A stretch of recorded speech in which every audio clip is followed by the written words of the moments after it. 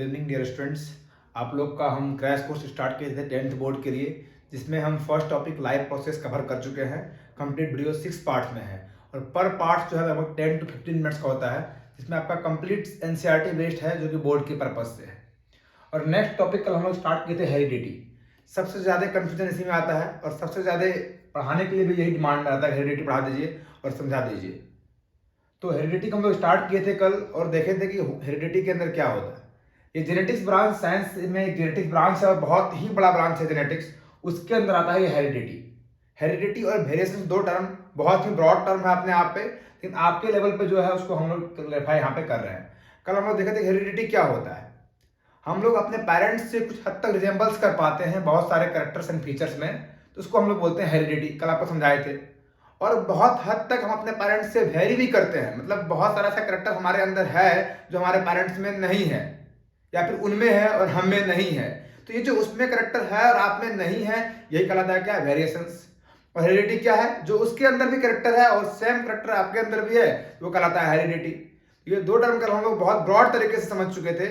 इसके लिए कौन रिस्पॉन्सिबल है, डीएनए और जीन। और कल ये भी आपको बताया था कि जीन होना जरूरी नहीं है, जीन को होने के साथ साथ जीन का एक्सप्रेशंस का भी होना जरूरी है। और जीन का एक्सप्रेशंस के लिए सूटेबल एनवायरनमेंट का होना भी जरूरी है। तो हमारे बॉडी के अंदर सूटेबल एनवायरनमेंट क्या होता है, टेम्परेचर का रेगुलेशंस, हार्मोन का रेगुलेशंस, डिफरेंट ग्लैंड्स हमारे बॉडी के अंदर है, वो सब का हार्मोन जिस तरह से रेगुलेट होगा उस तरह से वो जीन का एक्सप्रेशंस होगा। तो जीन का होना बड़ी बात नहीं है, जीन का एक्सप्रेशंस होना बड़ी बात है। अब ये कैरेक्टर हमारे बॉडी के अंदर ट्रांसफर जो होता है वो हम लोग बताए थे कल कि डीएनए और आरएनए के फॉर्म में होता है। और आप ये भी जानते हैं कि डीएनए के अंदर जेनेटिक मटेरियल स्टोर करने के लिए सबसे बेस्ट है और आरएनए जो है वो ट्रांसफर के लिए बेस्ट है। क्यों कि कल आपको हम बताए थे कि जो डीएनए होता है ना, वो डीएनए डायरेक्ट प्रोटीन का सिंथेसिस नहीं कर सकता है। अगर डीएनए को प्रोटीन बनाना है, सबसे पहले वो क्या बनाएगा, आरएनए को बनाएगा।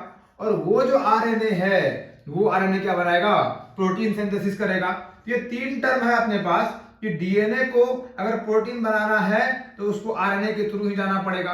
तो इसीलिए हम लोग ये बोले थे कि डीएनए को अगर प्रोटीन बनाना है तो आरएनए के थ्रू जाएगा। ठीक है।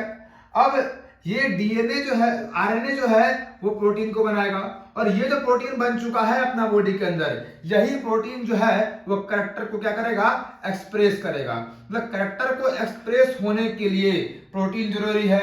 और हमारा तो जेनेटिक मटेरियल है जो हमारे पास आया है हमारे पेरेंट्स से, वो यहाँ पे स्टोर है। कहाँ पे, डीएनए में स्टोर है। अब वो अगर डीएनए के अंदर स्टोर है तो उसको ट्रांसफर भी तो करना पड़ेगा, हमारे अंदर तो रेगुलेट होना चाहिए। और ट्रांसफर्स के लिए हमको डीएनए से आरएनए बनाना पड़ेगा और आरएनए क्या करेगा, एक सुटेबल प्रोटीन को बनाएगा। ठीक है। और वो प्रोटीन कैरेक्टर को एक्सप्रेस करेगा। अब आप ये भी जानते हैं कि प्रोटीन बनाने के लिए बहुत सारे एमिनो एसिड है, लेकिन वो एमिनो एसिड जो प्रोटीन बनाने में काम आते हैं वो only 20 types of amino acid है। तो अब ये भी जरूरी नहीं है कि प्रोटीन जो होगा सारा प्रोटीन सेम होगा, क्योंकि ये प्रोटीन जो है वो पॉलीमर है एमिनो एसिड का। मतलब बहुत सारे एमिनो एसिड को मिलके प्रोटीन बनाते हैं। तो आप ये भी जानते हैं कि प्रोटीन को बनाने के लिए 20 different types of amino acid है। ये एसिडिक नेचर के भी होते हैं एमिनो एसिड, ये बेसिक नेचर के भी होते हैं और कुछ न्यूट्रल भी होते हैं।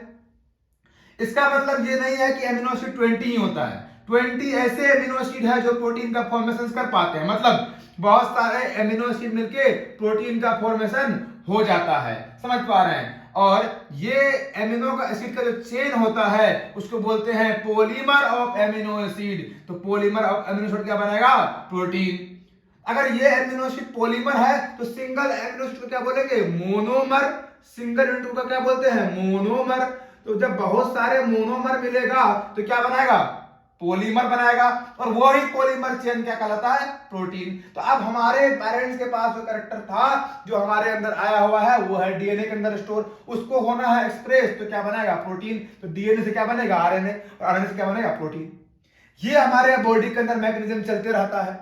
अब बहुत सारे कैरेक्टर यहाँ पे आगे स्टोर है, मिलियंस ऑफ कैरेक्टर स्टोर है हमारे पेरेंट्स में। उसके पेरेंट्स से आए हुए हैं, उसके पेरेंट्स में उसके पेरेंट्स से आए हुए हैं, तो सारा कैरेक्टर तो ट्रांसफर हो चुका है, ट्रांसफर में कोई प्रॉब्लम नहीं है, आ चुका है, डीएनए में स्टोर है। अब डिपेंड करता है आपके बॉडी के अंदर जैसा हार्मोन होगा, जैसा आपका बॉडी का अंदर का मैकेनिज्म होगा, इंटरनल एनवायरनमेंट होगा, होम्योस्टेसिस होगा, वैसा ही कैरेक्टर आपके अंदर एक्सप्रेस होगा। तब यहां तक हम लोग समझ चुके हैं ये प्रोसेस है। तो स्टोरेज के लिए डीएनए बेस्ड, ट्रांसफर वर्ड के लिए जब भी आएगा तो आरएनए बेस्ड। आरएनए से प्रोटीन बन रहा है, ट्रांसलेशन। क्या? आरएनए से प्रोटीन का बनना, ट्रांसलेशन। डीएनए से आरएनए का बनना, ट्रांसक्रिप्शन। ये टर्म है। अब यही डीएनए से आरएनए, आरएनए से प्रोटीन बनना, इस टर्म को हम लोग बोलते हैं सेंट्रल डोग्मा। क्या बोलते हैं? Central dogma. आप में तो है नहीं, बाय द वे जब मेरा मूड घूम गया वो पूछ देगा कि सेंट्रल डोग्मा क्या होता है, तो आप बता देंगे कि डीएनए से आरएनए का बनना और आरएनए से प्रोटीन का बनना, ये पूरा हायरार्की कहलाता है सेंट्रल डोग्मा। क्या कहलाता है? सेंट्रल डोग्मा कहलाता है। डीएनए से आरएनए का बनना और आरएनए से प्रोटीन का बनना, डीएनए से आरएनए का बनना क्या कहलाता है? ट्रांसक्रिप्शन कहलाता है। क्या कहलाता है? ट्रांसक्रिप्शन कहलाता है। ठीक है। और आरएनए से प्रोटीन का बनना क्या कहलाता है? ट्रांसलेशन कहलाता है। क्या कहलाता है? ट्रांसलेशन। तो अब डीएनए से भी डीएनए बनता है, उसको बोलते हैं रेप्लिकेशन, क्योंकि वो जो है वही बन रहा है, मतलब रेप्लिकेट हो रहा है, उसका कॉपी बन रहा है। तो बोलेंगे डीएनए से ही डीएनए बन गया, तो रेप्लिकेशन। क्या? रेप्लिकेशन। डीएनए से डीएनए का बनना, वो खैर सेकेंडरी मैटर है। आपसे अगर ये पूछता है कि सेंट्रल डोग्मा क्या होता है, आप बोलेंगे डीएनए से आरएनए का बनना, फिर आरएनए से प्रोटीन का बनना, यही हायरार्की कहलाता है। क्या? Central dogma. डीएनए से आरएनए का बनना, ट्रांसक्रिप्शन। और डीएनए से आरएनए बन चुका है, आरएनए से प्रोटीन का बनना, ट्रांसलेशन। प्रोटीन एमिनो एसिड से मिलकर बना होता है। 20 टाइप्स ऑफ एमिनो एसिड होते हैं जो प्रोटीन को बनाते हैं, और बहुत सारा एमिनो एसिड जब बनेगा, 1 2 3 4 5 ऐसे मिलके चेन बनाएगा, और वो चेन को बोलेंगे पॉलीमर, और वही पॉलीमर क्या हो गया? प्रोटीन हो गया। ठीक है। और प्रोटीन का अगर आपसे पूछे कि मोनोमर यूनिट क्या है, तो जिससे मिलके बना है वही होता है मोनोमर। जैसे कि ये वॉल बहुत सारे ब्रिक्स से मिलके बने हुए हैं, तो ये जो ब्रिक्स है वो उसका मोनोमर यूनिट है, और जो पूरा वॉल देख रहे हैं आप वो पॉलीमर है, उससे प्रोटीन एमिनो एसिड से मिलकर बना हुआ है। तो बहुत सारे एमिनो एसिड मिलके प्रोटीन को बना दिया। और 2 एमिनो एसिड के बीच का बॉन्ड को पेप्टाइड बॉन्ड बोलते हैं, PEPTIDE। ठीक है, पेप्टाइड बॉन्ड बोलते हैं। बहुत सारे एमिनो एसिड मिलके प्रोटीन बनाया, और जो एमिनो एसिड के बीच का बॉन्ड है, यही बॉन्ड को क्या बोलते हैं? Peptide bond. क्या बोलते हैं? Peptide bond. याद रहेगा। ठीक है। एमिनो एसिड का बीच का बॉन्ड पेप्टाइड बॉन्ड। डीएनए से आरएनए बना, आरएनए से प्रोटीन बना, यही तीनों प्रोसेस को बोलते हैं सेंट्रल डोग्मा। डीएनए से आरएनए बनना, ट्रांसक्रिप्शन, आरएनए से प्रोटीन बनना, ट्रांसलेशन। अब कैरेक्टर आ चुका है, एक्सप्रेस हो चुका है। इतना ही आपका सिलेबस में ह्यूमन बींग्स के बारे में है। कल हम लोग मेंडल साहब के बारे में बात कर रहे थे कि मेंडल्स का एक्सपेरिमेंट आपके पास है, तो मेंडल एक सीरीज ऑफ एक्सपेरिमेंट किए हुए हैं, और मेंडल जब सीरीज ऑफ एक्सपेरिमेंट किए हुए हैं तो आपके पास 2 ही सीरीज है।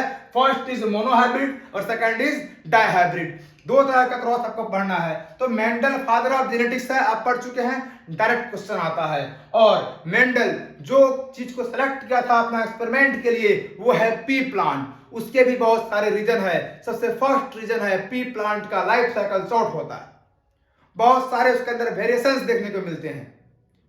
एक लाइफ साइकिल शॉर्ट है तो जल्दी जल्दी एक्सपेरिमेंट कर पाएगा। अगर वो ह्यूमन बींग्स पे एक्सपेरिमेंट किया होता तो ह्यूमन बींग्स का लाइफ साइकिल बहुत ज्यादा है, 70 साल 80 साल, तब तक वो खुद ही बहुत 2 जनरेशन पे एक्सपेरिमेंट कर पाता। लेकिन पी प्लांट कम लाइफ साइकिल है। तो वो रीजंस आपके पास नहीं है, आपके बुक में नहीं है, 11th के एनसीईआरटी में है। तो आपसे बस ये पूछेगा मेंडल किस पे एक्सपेरिमेंट किया, आप बोलेंगे पी प्लांट। उसको बोलते हैं गार्डन पी, क्योंकि गार्डन में यूज करते हैं, गार्डन में ग्रो करवाते हैं। और उसी को बोलते हैं साइंटिफिक नेम में कल बताए भी थे, पीजम सटाइवम। क्या? पीजम सटाइवम बोलते हैं साइंटिफिक नेम। हमेशा साइंटिफिक नेम 2 वर्ड से मिलकर बना होता है, जेनेरिक और स्पेसिफिक। एपिथेट, तो वो आपके भी सिलेबस में नहीं रहने दीजिए। तो मेंडल जो कैरेक्टर देखा था किसके अंदर, पी प्लांट, क्योंकि पी प्लांट पे ही एक्सपेरिमेंट कर रहे थे। तो ये 7 कैरेक्टर आपके सामने है, यही 7 कैरेक्टर को मेंडल एक्सपेरिमेंट किया, सारे कैरेक्टर को उठाया एक लाइन से और सबका क्रॉस करा के देखा कि आखिर क्या हो रहा है, क्या रिजल्ट आ रहे हैं। पीढ़ी बाय पीढ़ी, जनरेशन बाय जनरेशन उन्होंने एक्सपेरिमेंट्स को किया। तो 7 में से पहला कैरेक्टर आपके पास है प्लांट का हाइट। प्लांट का हाइट, जो पी प्लांट है उसका हाइट क्या होगा। आप देखते हैं कि ह्यूमन बींग्स के अंदर भी कोई टॉल होते हैं, कोई ड्वार्फ होते हैं, उससे पी प्लांट के अंदर भी अगर हाइट को एक कैरेक्टर हुआ, हाइट क्या हुआ, कैरेक्टर हुआ, एक कैरेक्टर का 2 फॉर्म होना, डोमिनेंट फॉर्म होना, रिसेसिव फॉर्म होना, कहलाता है trait. The word use trait मतलब एक ही कैरेक्टर का 2 फॉर्म है, एक डोमिनेंट फॉर्म है, एक रिसेसिव फॉर्म है। डोमिनेंट मतलब जो एक्सप्रेस हो रहा है, डोमिनेंट जो एक्सप्रेस नहीं हो रहा है, जो नहीं दिख रहा है, रिसेसिव। तो कैरेक्टर क्या हुआ, प्लांट हाइट। और उसी हाइट का, प्लांट हाइट का एक ही कैरेक्टर का 2 फॉर्म है, टॉल भी है, ड्वार्फ भी है, लंबे भी है, नाटे भी हैं। तो जो 2 फॉर्म है वो फॉर्म को अपन ट्रेट बोलते हैं, dominant trait as well as recessive trait, कल आपको बता चुके हैं हम। तो इस तरह से मेंडल ने 7 कैरेक्टर लिया, प्लांट का हाइट, फ्लावर का कलर, फ्लावर का पोजीशन, फ्लावर किस कलर का दिखता है, फ्लावर का पोजीशन क्या है, प्लांट के किस जगह पर फ्लावर है, सीड का कलर, जो सीड खाते हैं अपन पी, वो ग्रीन कलर के भी होते हैं, येलो कलर के भी होते हैं, तो सीड का कलर, सीड का शेप क्या है, पोड, पोड मतलब कि जिसके अंदर, जैसे आप पी देखे होंगे मटर, तो वो एक मटर जो होता है पी इस तरह का शेप के होते हैं और बहुत सारे उसके अंदर मटर होते हैं, तो ये उसका पोड कहलाता है। पोड का शेप क्या है, पोड का कलर क्या है, ये 7 कैरेक्टर मेंडल साहब लिए और 7 पे एक्सपेरिमेंट किए। सबसे पहले प्लांट हाइट, उसमें 2 चीज देखा गया, बहुत सारे प्लांट टॉल भी हैं और कुछ प्लांट ड्वार्फ भी है, प्लांट टॉल भी है और as well as plant dwarf भी है, और दोनों का रिएक्शन कराया। और मेंडल जो है फ्लावर कलर को भी लिया, कि उन्होंने देखा फ्लावर जो होते हैं पी प्लांट के अंदर वो किस किस कलर के होते हैं, तो पर्पल कलर के होते हैं और व्हाइट कलर के होते हैं। और जो फ्लावर का पोजीशन है, जैसे ये प्लांट है तो फ्लावर कहाँ पे है, एक्सियल है या फिर फ्लावर जो है टर्मिनल है। अगर एपिक्स पे है तो एक्सियल है, और अगर कहीं और है ब्रांचेज पे है तो टर्मिनल है। तो फ्लावर का पोजीशन को भी मेंडल साहब देखे थे। और ये सीड का कलर को भी देखे, तो सीड का कलर जो हम लोग सीड खाते हैं पी का, वो येलो भी होता है एज वेल एज ग्रीन भी होता है। जो सीड का शेप है वो राउंड मतलब गोल गोल भी होते हैं, राउंड मतलब गोल गोल भी होते हैं सीड का शेप, और व्रिंकल्ड भी होते हैं, व्रिंकल मतलब इस तरह से कुछ पूरा गोल ना होके कुछ इस तरह से व्रिंकल्ड भी होते हैं, कुछ व्रिंकल्ड भी होते हैं, मतलब राउंड भी है और व्रिंकल्ड भी है। इसका भी रीजन है कि पी प्लांट जिसमें स्टार्च बहुत ज्यादा अमाउंट में है वो सीड राउंड होगा, जो कि डोमिनेंट फॉर्म है, वही हम लोग को देखने को मिलता है। कुछ ऐसे भी पी प्लांट का आप सीड खाएंगे जो व्रिंकल्ड होगा, पूरा गोल नहीं होगा, कहीं कहीं से घूमचा घूमचा होगा। तो उसका कारण है कि उसके अंदर स्टार्च कम डिपॉजिट हुआ है, उस सीड के अंदर। स्टार्च जानते हैं ना, प्लांट का स्टोरेज फॉर्म जो होता है किस, ठीक है। तो पोड का कलर, सीड शेप देखिए। अब नेक्स्ट अपने पास है पोड शेप एंड पोड कलर। पोड मतलब जैसे ये हुआ, ये मटर का पोड है और इसके अंदर बहुत सारे मटर होते हैं, बहुत सारे मटर होते हैं, मतलब पी होता है, ठीक है, ये पी इसके अंदर अरेंज है। अब ये पोड का शेप कैसा होगा, पोड का शेप इनफ्लेक्टेड भी होता है और कॉन्स्ट्रिक्टेड भी होता है, और जो पोड है वो ग्रीन कलर के भी होते हैं और येलो कलर के भी होते हैं। तो ये आपके पास 7 कैरेक्टर है, और वो 7 कैरेक्टर जो आप देखे हैं, यही 7 कैरेक्टर पर मेंडल जो है एक्सपेरिमेंट किए, और यही 7 कैरेक्टर को आपको याद भी करना है। इसका कोई शॉर्टकट ट्रिक नहीं है, ये तो आपको याद रखना पड़ेगा कि मेंडल ने एक्सपेरिमेंट किस पे किया, मेंडल ने एक्सपेरिमेंट किस पे किया। तो ये 7 कैरेक्टर है आपके पास जिस पे मेंडल एक्सपेरिमेंट किए, और 7 में से पहला है प्लांट हाइट, जो आपको सबसे ज्यादा देखने को मिलेगा। जब हम मोनो हाइब्रिड क्रॉस कल पढ़ाएंगे आपको, तो हम प्लांट हाइट उठाएंगे और उसका क्रॉस करा के चेक करेंगे कि ये डोमिनेंट फॉर्म ये रहा, रिसेसिव फॉर्म ये रहा, दोनों को का हाइब्रिड बनाएंगे टॉल ड्वार्फ, तो क्या आता है वो कल देखेंगे।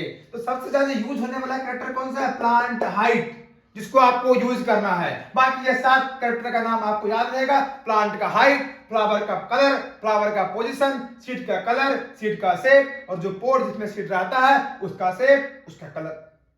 अब उसके डोमिनेंट फॉर्म है, रिसेसिव फॉर्म है। प्लांट या तो लंबा होगा या तो नाटा होगा, लंबा होगा तो टॉल, नाटा होगा तो ड्वार्फ। फ्लावर पर्पल कलर के होते हैं या फिर व्हाइट कलर के होते हैं। तो आप बोलोगे इसको याद करते हैं, हाँ याद तो करना पड़ता है, लेकिन जो मतलब आपको ये जो पी प्लांट हमने यूज किया था, आप पी तो देखते भी हैं डेली लाइफ में, आप देख लें कि फ्लावर्स के पर्पल भी होते हैं, व्हाइट भी होते हैं।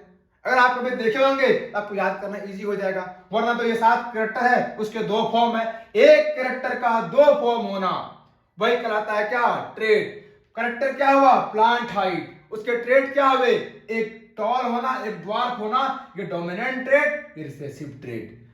अच्छे लोग को कैरेक्टर और ट्रेट के बीच में डिफरेंस समझ नहीं आता है, आज आप शायद समझ चुके होंगे। ठीक है, कैरेक्टर प्लांट हाइट है। प्लांट 2 तरह के हो सकते हैं, या तो लंबा या नाटा। लंबा नाटा जो होता है, बड़ा छोटा जिसको बोलते हैं, बड़ा छोटा होना ट्रेट कहलाता है, और लंबाई और नाटाई क्या कहलाता है, ट्रेट कहलाता है। लेकिन जो प्लांट का हाइट है, हाइट क्या होगा, लंबा या नाटा, तो ये हाइट कैरेक्टर हुआ और उसका 2 फॉर्म ट्रेट हुआ। ये क्लियर हुआ आपका, ये 7 कैरेक्टर। एज इट इज इससे क्वेश्चन आता है कि मेंडल कितने कैरेक्टर पे किए थे, तो 7 पे किए थे ऑब्जेक्टिव। 7 कौन कौन है लिख के एक्सप्लेन कीजिए, उसका डोमिनेंट फॉर्म क्या है, रिसेसिव फॉर्म क्या है। अगर आपको समझा हुआ है, याद किया हुआ, आप कर देंगे, 5 नंबर के क्वेश्चन बन जाते हैं कभी कभी। ये सेंट्रल डॉगमा कई बार तो नीट के एग्जाम में आया हुआ है, तो आपके एग्जाम में भी आता है। क्या सेंट्रल डॉगमा, इजी है, कुछ नहीं है, डीएनए से आरएनए, आरएनए से प्रोटीन का बनना सेंट्रल डॉगमा, डीएनए से आरएनए बनना ट्रांसक्रिप्शन, और आरएनए से प्रोटीन बनना ट्रांसलेशन। तो कोई पूछेगा कि सर डीएनए से प्रोटीन क्यों नहीं बन गया, नहीं बन पाता है, उसके लिए एक इंटरमीडिएट है आरएनए, बनना ही पड़ेगा, तब आरएनए क्या बनेगा, प्रोटीन। यहां तक आज हमने मेंडल्स के द्वारा दिया हुआ कि किस पे उन्होंने एक्सपेरिमेंट किया वो पढ़े, और कल हम पढ़ेंगे मोनोहाइब्रिड क्रॉस। तो आप लोग अभी तक अगर सब्सक्राइब नहीं किए हैं चैनल को सब्सक्राइब कर लीजिए, ताकि आपका बेहतर परफॉर्मेंस हो चुके। और कल भी हम बताए थे कि जिसको ज्यादा प्रॉब्लम है वो व्हाट्सएप नंबर पर संपर्क करें, तो कुछ लोग संपर्क भी किए थे। तो अगर आपको भी अगर प्रॉब्लम हो तो आप संपर्क कर लीजिएगा। ठीक है, आपका व्हाट्सएप नंबर यही रहेगा 9461 और 6999, ठीक है, 18। ये व्हाट्सएप नंबर है 9461699918। आप इस पे जब भी आपको मन करे कांटेक्ट करें, ओनली फॉर स्टडी पर्पस। ठीक है, अभी आपका 10th बोर्ड है, लग के पढ़िए और विश्वास मानिए आपका एक बेहतर परफॉर्मेंस होगा। और साइंस का 100% गारंटी, जो कंटेंट है क्वेश्चन वहीं से आएगा। और एक भी बाहर आए तब एग्जाम के बाद आगे अनसब्सक्राइब कर देना और बोल देना कि नहीं आया था, आएगा ही नहीं, क्योंकि एनसीईआरटी से आता है और एनसीईआरटी को हम कवर कर चुके हैं, लास्ट 10 ईयर के क्वेश्चन देख चुके हैं। हाँ, एक बात और बतानी है आपको, हम क्वेश्चन सीरीज भी लॉन्च कर रहे हैं ताकि आपका क्वेश्चन अच्छा प्रैक्टिस हो सके। आप जानते होंगे कि आपका सिलेबस बुक क्या है, एनसीईआरटी, आपको अच्छे से पता नहीं है। एनसीईआरटी के साथ साथ एनसीईआरटी एग्जाम्पलर भी होता है, जो आपके सिलेबस का पार्ट है, पर आपको पता नहीं है, आपके स्कूल में चलता नहीं है, और क्वेश्चन तो वहीं से आता है, एनसीईआरटी एग्जाम्पलर। क्योंकि आपके एनसीईआरटी में कितना क्वेश्चन दे रखा है, 10-12, ऑब्जेक्टिव कितना है, 3। और जब आप एग्जाम्पलर देखेंगे उसमें बहुत क्वेश्चन है, 25-30 ऑब्जेक्टिव है, फिर सब्जेक्टिव है, तो उसको वो एग्जाम्पलर से क्वेश्चन आता है तो बोलता है सर एनसीईआरटी से तो नहीं है। अरे वो भी सिलेबस ही है, एनसीईआरटी एग्जाम्पलर। बहुत लोग तो पहली बार नाम सुन रहे होंगे, तो कहां से तैयारी हो पाएगा। तो वही एग्जाम्पलर को हम सॉल्व करेंगे, पीडीएफ फॉर्म में आपको बताएंगे, लाइव प्रोसेस जो हो चुका है उसका सॉल्व करेंगे कल। फिर जब हेरिडिटी हो जाएगा, हेरिडिटी का करेंगे हम, 15-20 मिनट लेंगे, ज्यादा नहीं, आपका साइंस अच्छे से क्लियर होगा। अभी तक के लिए इतना ही, कल मिलते हैं मोनोहाइब्रिड क्रॉस के साथ।